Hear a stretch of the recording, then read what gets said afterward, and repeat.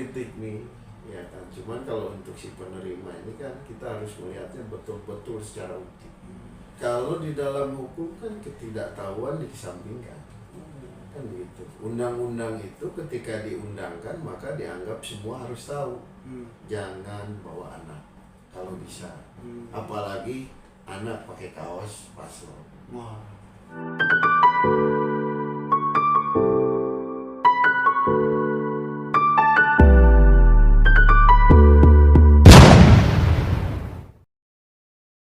Ya, assalamualaikum warahmatullahi wabarakatuh. Kali ini kita lagi di ruangannya Bang Sri. Siap. Assalamualaikum Bang. Salam. Sehat Bang? Alhamdulillah sehat. Bang, ini kita langsung aja Bang ya. Siap. Tahapan kampanye ini sudah berapa banyak Bang aduan yang masuk ke Bawaslu tentang laporan adanya pelanggaran pemilu Bang? Pilkada. Baik. Assalamualaikum warahmatullahi wabarakatuh. Bawaslu Kota Bekasi secara resmi sudah menerima 8 laporan ya. Dan nyusul hari ini, kemarin itu 1 tapi sudah perbaikan laporan. Cuman yang 1 belum ditangani. Jadi 8 laporan yang masuk secara resmi ke Bawaslu Kota Bekasi. Dari dimulainya dengan tahapan pilkada. Yang 1 yaitu yang dulu persoalan netralitas. Lalu yang ada 3 laporan terkait dugaan kampanye di tempat ibadah. Lalu 3 money politik dan 1 adalah laporan mengenai sengketa terhadap KPK. Itu yang kita terima. Ini kita ke ini dulu Bang ya. Untuk yang di tempat ibadah tuh Bang, itu seperti apa tuh? Kasusnya sudah berjalan atau seperti apa Bang?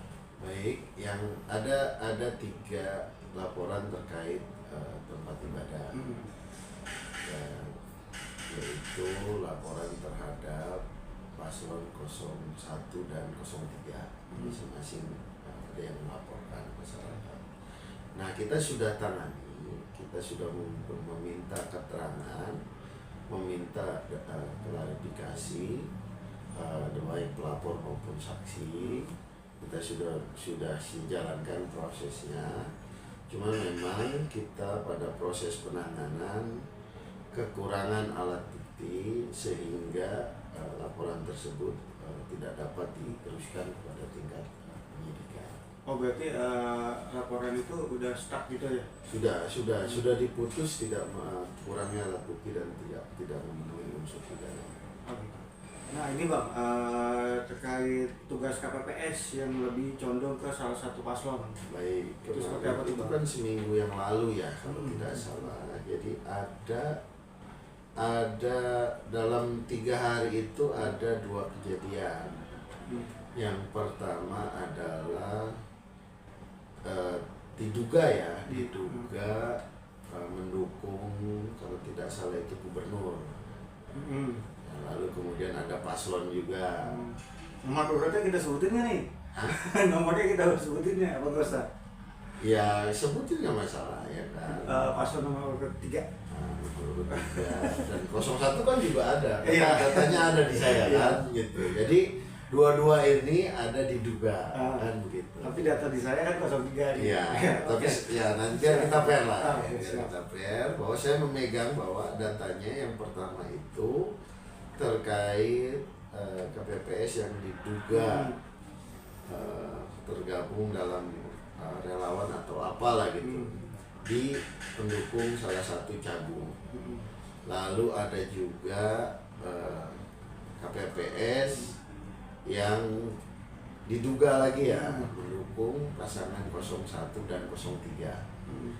Nah, lalu kemudian Bawaslu Kota menyampaikan kepada teman-teman pengawas kecamatan untuk segera melakukan proses terkait tersebut.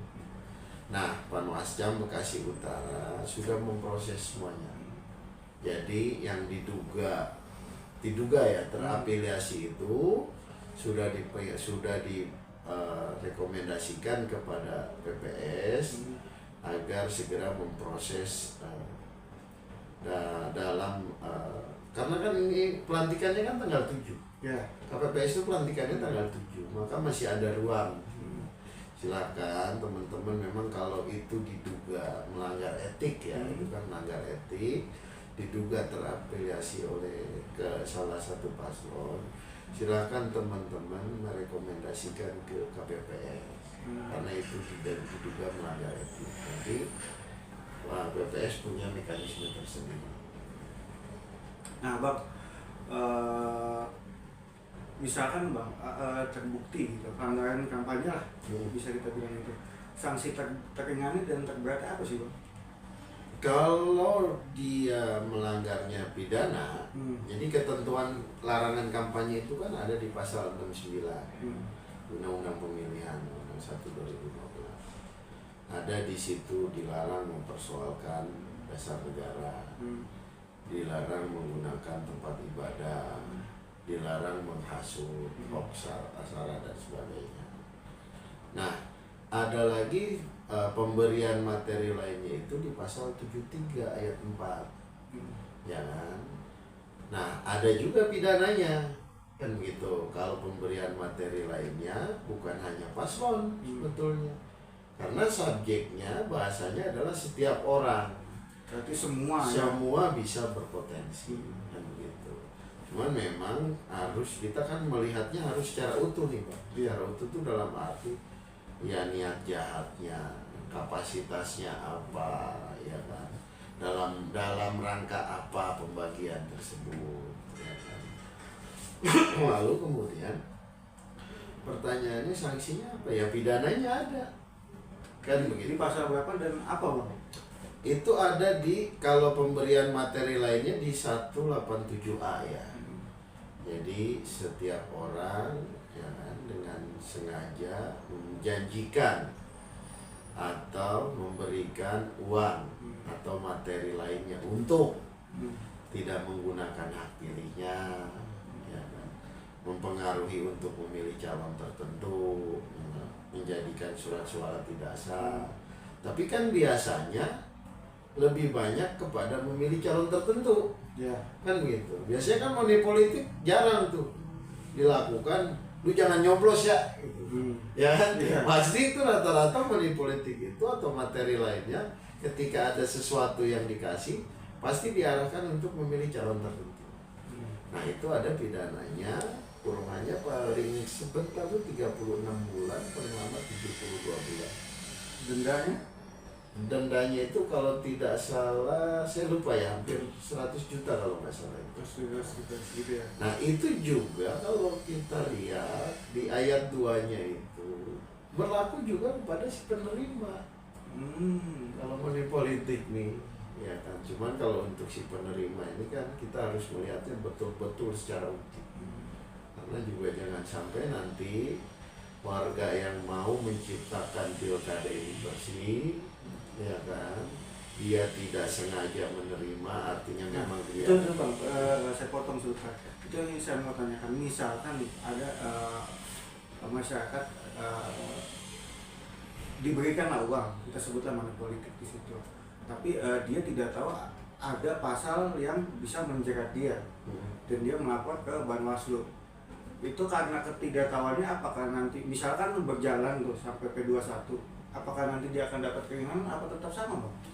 Kalau di dalam hukum kan ketidaktahuan dikesampingkan, kan begitu. Undang-undang itu ketika diundangkan maka dianggap semua harus tahu, kan begitu. Cuman memang untuk ayat 2 ini kan kita harus betul-betul jernih melihatnya, ya kan. Jangan sampai juga nanti masyarakat, ya kan, nggak mau lapor nih karena ada ayat ini, kan begitu, kan menjadi problematika juga, ya. Nah lalu kemudian kalau kita lihat ada di situ 69 larangan kampanye di tempat ibadah, adanya pasalnya di 187 ayat 3 kalau tidak salah, ya kan? Jadi itu ada pidananya juga kalau tidak salah, itu 3 bulan, ya kan. Nah itu berlaku juga setiap orang, gitu, ya kan, bukan hanya paslon gitu. Nah itu tindak pidana.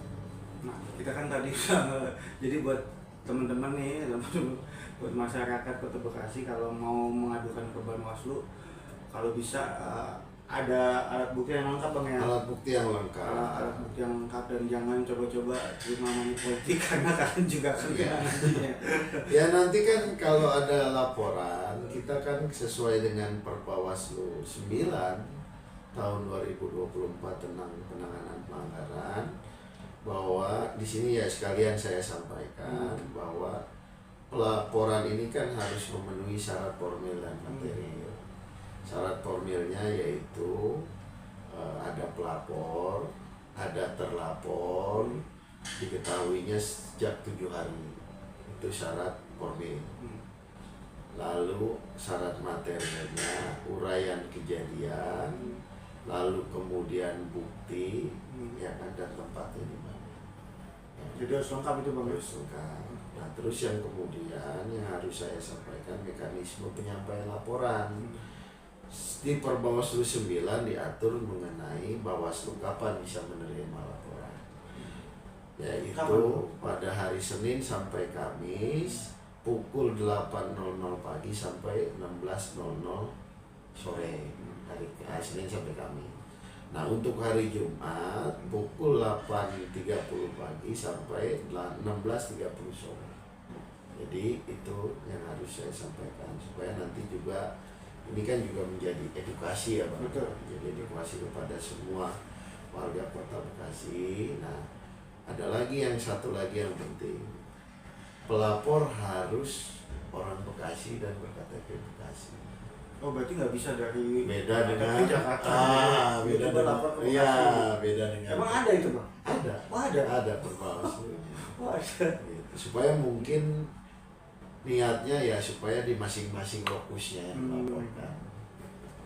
Nah Bang, kan tadi kita udah ngomong berat-berat tuh masalah pasal lah, bikin deg-degan juga. Nah sekarang kita ngomong yang ringan-ringan aja Bang.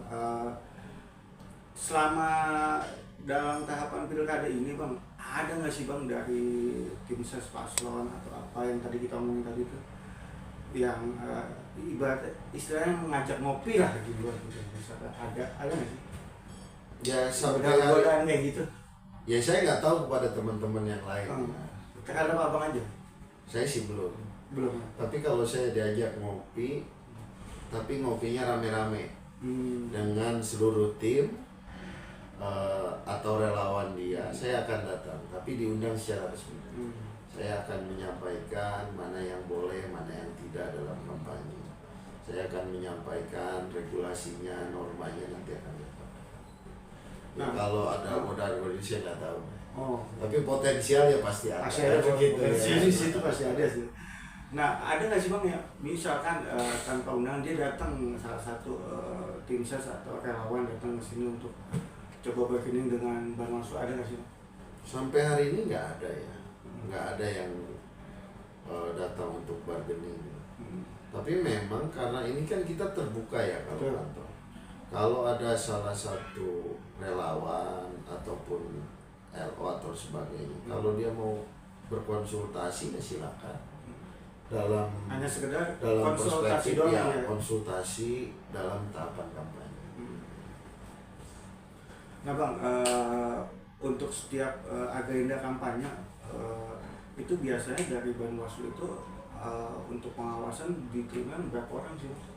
Biasanya Kalau secara spesifik apa mohon maaf Bang, apa dihitung dari masanya atau seperti apa?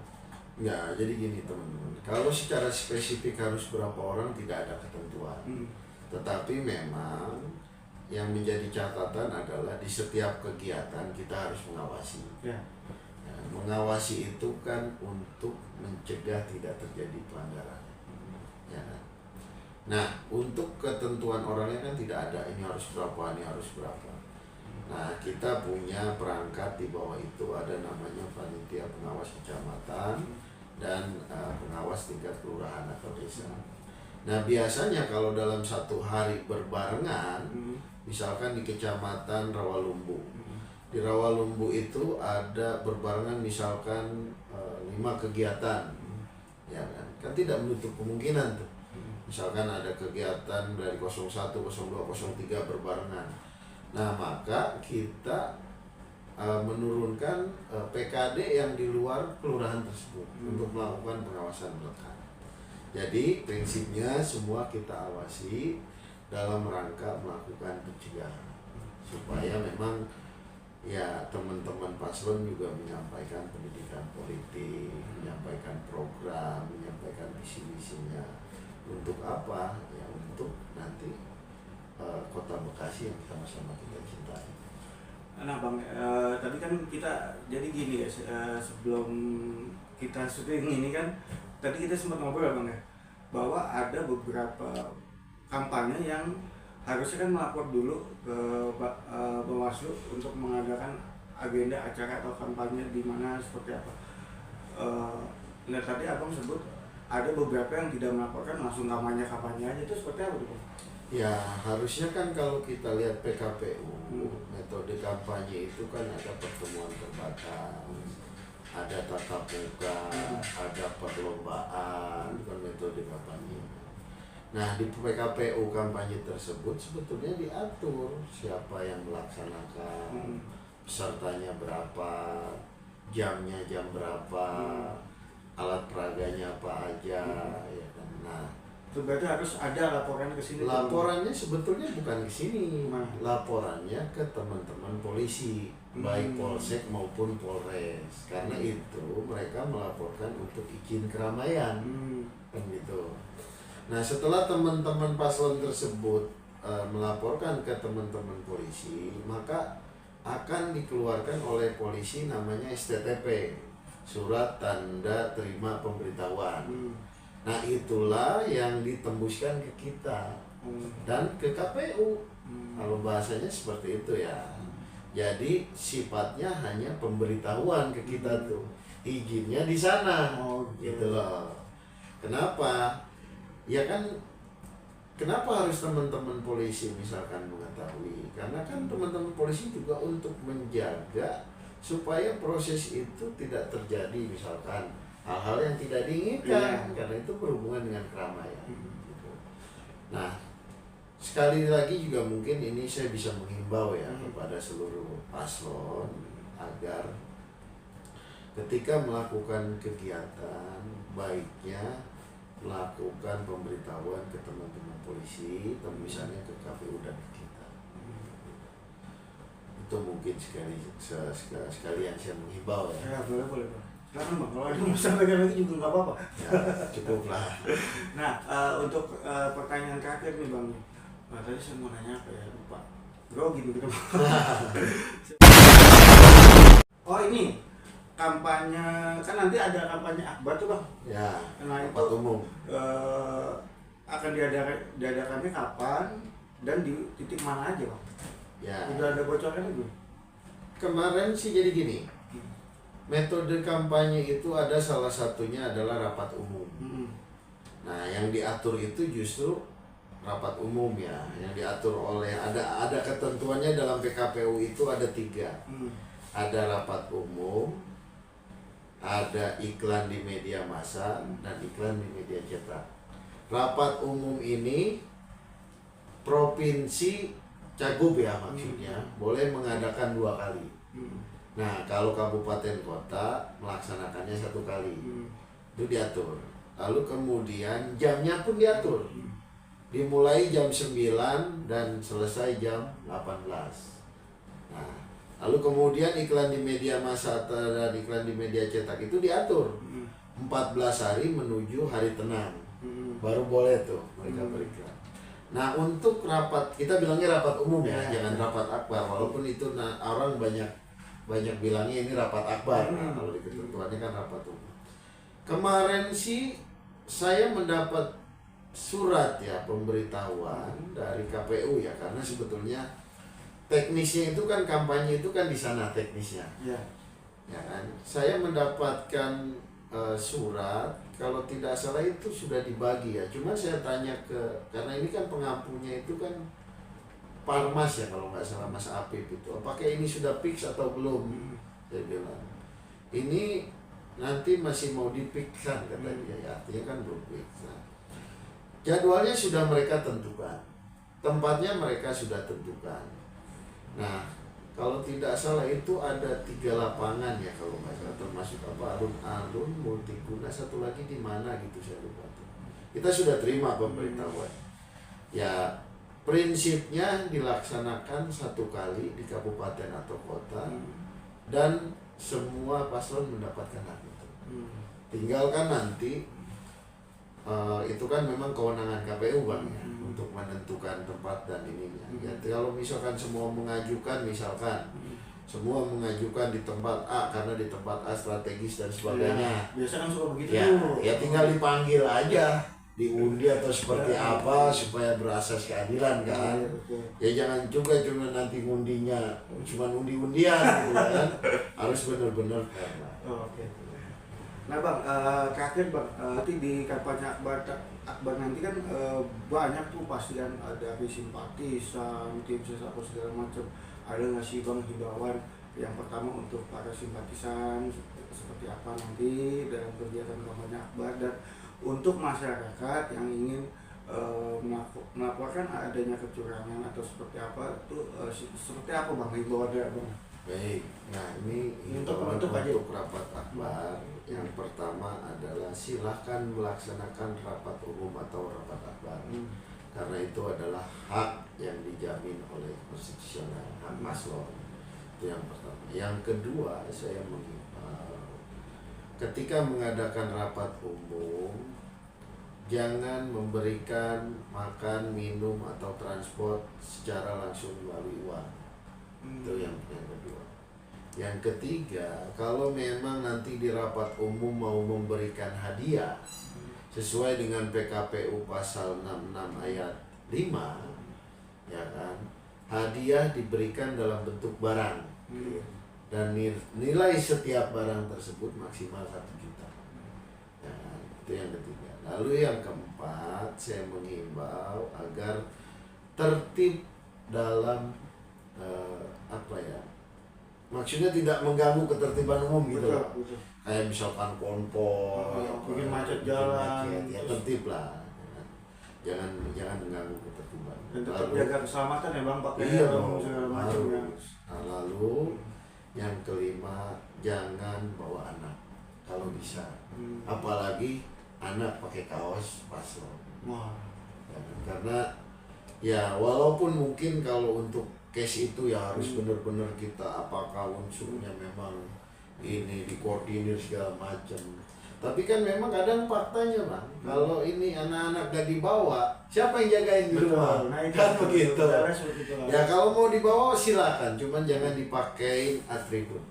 Gitu loh. Ya, nah, ini saya mengimbau betul karena ya pengalaman pemilu begitu, banyak yang bawa anak ya yang dipakai atribut. Dan ketika saya tanya kenapa pakai atribut bu anaknya, anak saya nangis Pak mau ini katanya. Ya kan, ya untuk kemauan ibunya apa anaknya tuh. Nah, tapi ketika saya konfirmasi kan begitu ya kan.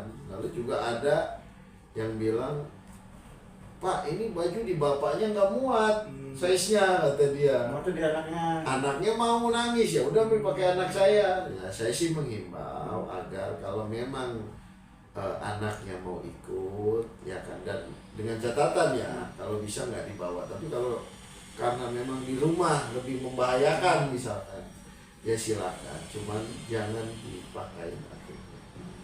Ya, ini juga harus saya sampaikan. Dan ya itulah, sama-sama kita menjaga supaya kampanye kan cuma sisa berapa nih, 25 atau 26 hari lagi. Iya, tinggal hitungan hari. Nah, yuk kita sama-sama. Oh terakhir saya mau menghimbau, ini kan sudah masuk reses. Nah ya ini tadi saya mau nanya itu Pak. Ini kan ada kegiatan reses ya Bang.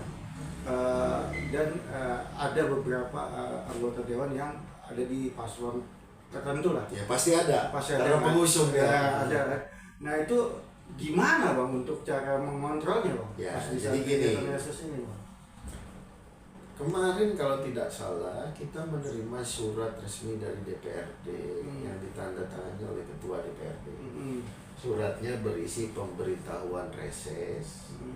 Kalau tidak salah ya tanggal 30, 31, 1, 2, dan 3 ya kalau tidak salah surat itu, bahwa seluruh anggota DPRD Kota Bekasi akan melakukan reses. Dan sudah berjalan dari Dan sudah berjalan, ada yang sudah berjalan. Nah, reses ini kan amanat undang-undang. Betul. Kan begitu. Hak konstitusional semua anggota dewan. Karena memang reses ini kan diadakan untuk menyerap aspirasi warga dari daerah pemilihan masing-masing anggota. Dari dapil masing-masing. Ya. Pertanyaannya resesnya boleh nggak? Ya boleh, memang nggak kewajiban. Kan amanat undang-undang. Yang nggak boleh itu reses digunakan untuk kampanye salah satu paslon. Clear? Iya. Saya sampaikan. Kenapa? Karena reses adalah bagian dari program dan dibiayai oleh anggaran negara. Nah, Bang, mohon maaf nih Bang.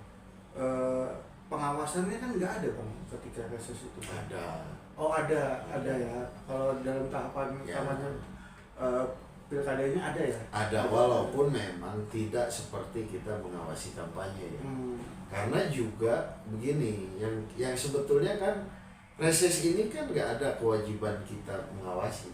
Sebenarnya nggak ada ya. Ya nggak ada. Reses ada diri aja. Ya, cuman kita punya kekhawatiran ya. Kekhawatiran reses itu digunakan untuk kampanye. Sehingga kita memastikan saja sebetulnya ketika misalkan ada reses, saya sudah sampaikan ke jajaran. Kalau di wilayah teman-teman ada reses, teman-teman silakan datangi. Lalu sampaikan reses itu silakan berjalan. Tidak boleh teman-teman menghalangi acara reses itu. Karena itu hak dan itu dijamin oleh undang-undang. Sampaikan kepada anggota dewan, silakan reses, silakan ketemu dengan konstituen. Yang penting clear, tidak ada kampanye, tidak ada alat peraga kampanye paslon, tidak ada bahan kampanye paslon yang berbeda. Karena reses adalah dibiayai oleh negara. Dan itu juga kita sudah tuangkan Bang dalam surat imbauan yang kita tujukan kepada ketua DPRD. Nah nih Bang, misalkan reses di satu tempat, nah di situ ada salah satu simpatisan paslon yang ikut reses dalam acara itu. Nah sedangkan si anggota dewan ini tidak tahu dan dia menanyakan hal-hal yang berbau kampanye. Itu seperti apa tuh Bang? Ya sebaiknya anggota dewannya bijak Bang. Ketika berhubungan dengan kampanye kan sudah bukan lagi reses, langsung di stop aja ya? Iya, sebaiknya ya inilah sebetulnya kebijakan anggota dewan. Ya kalau konstituen udah pasti begitu Bang. Pasti begitu. Tadi sporadis juga hidup itu kan begitu, itu tidak bisa kita hindari Bang. Tapi apakah yang nanti kena si anggota dewannya atau seperti apa Bang? Ya. Itu kan di luar kendali kan? Ya enggak lah. Masa orang nggak niat berbuat jahat kita hukum. Misalkan gini, misalnya itu kan potensial sangat mengiter. Iya.